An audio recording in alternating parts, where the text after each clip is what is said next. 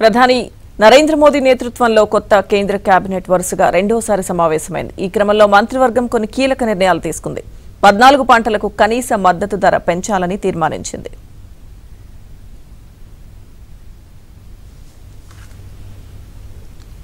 కేంద్ర కేబినెట్ నిర్ణయాల కారణంగా వరి మద్దతు ధర 117 రూపాయల మేర పెరిగింది.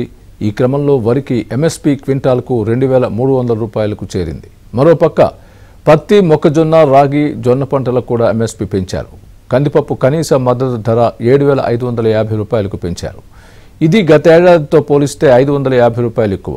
ఇక మినుముల కనీస మద్దతు ధర 7400 రూపాయలకు చేరింది. ఇది గత ఏడాది కంటే 450 రూపాయలు ఎక్కువ. పెసర పంట కనీస మద్దతు ధర 8682 రూపాయలకు చేరింది. గత ఏడాది కంటే 406 రూపాయలు ఎక్కువ. ఇది పత్తికి ఎంఎస్పీకి 7121 రూపాయలుగా నిర్ణయించారు.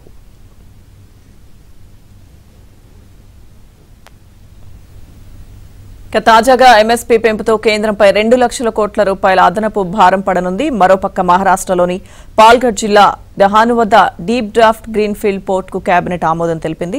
76,220 కోట్ల రూపాయలతో దీన్ని నిర్మాణం చేపట్టనున్నారు. 298 మిలియన్ టన్నుల సామర్థ్యంలో దీన్ని నిర్మిస్తున్నారు. కేబినెట్ నిర్ణయాలకు సంబంధించిన పూర్తి అప్డేట్స్ మా ఢిల్లీ బ్యూరో చీఫ్ కృష్ణ అందిస్తారు. కృష్ణ,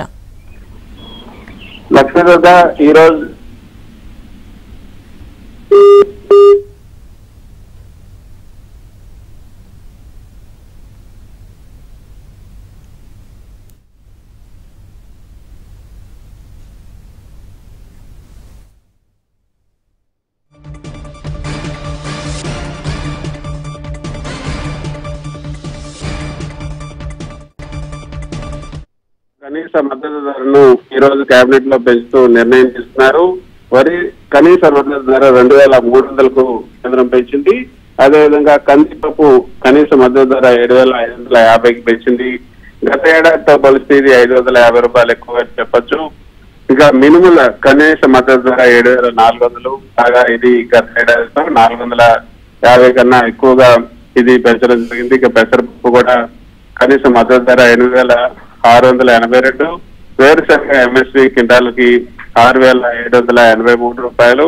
అదేవిధంగా పత్తి ఎంఎస్పీ క్వింటాల్కి 7121 రూపాయలను పెంచడం జరిగింది. ఇక జొన్న ఎంఎస్పీ క్వింటాల్కు 3371 పెంచారు. ఇక మద్దతు ధర పెంపు కారణంగా కేంద్రంపై సుమారు 2 లక్షల కోట్ల భారం పడబోతుంది. ఆ మేరకు రైతులకు ప్రయోజనం కూడా చేకూరబోతుంది.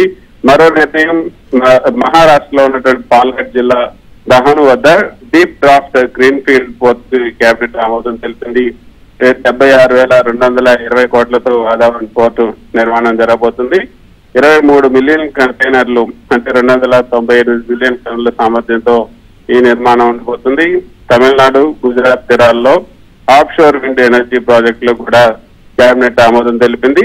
ఒక్కొక్కటి 500 మెగావాట్ల సామర్థ్యంతో 7453 కోట్ల ఖర్చుతో దీన్ని నిర్మించబోతున్నారు. ఇక 5వ నిర్ణయం, వారణాసిలో ప్రధాని మోదీ సొంత నియోజకవర్గం వారణాసిలో ఉన్నటువంటి లాల్ బహదూర్ శాస్త్రి అంతర్జాతీయ విమానాశ్రయం విస్తరణ అభివృద్ధి కోసం 2869.65 కోట్లను కేంద్ర మంత్రివర్గం కేటాయించింది.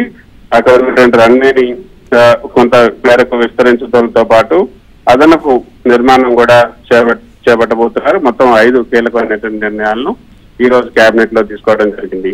లక్ష్మీ దుర్గా. థాంక్యూ కృష్ణ.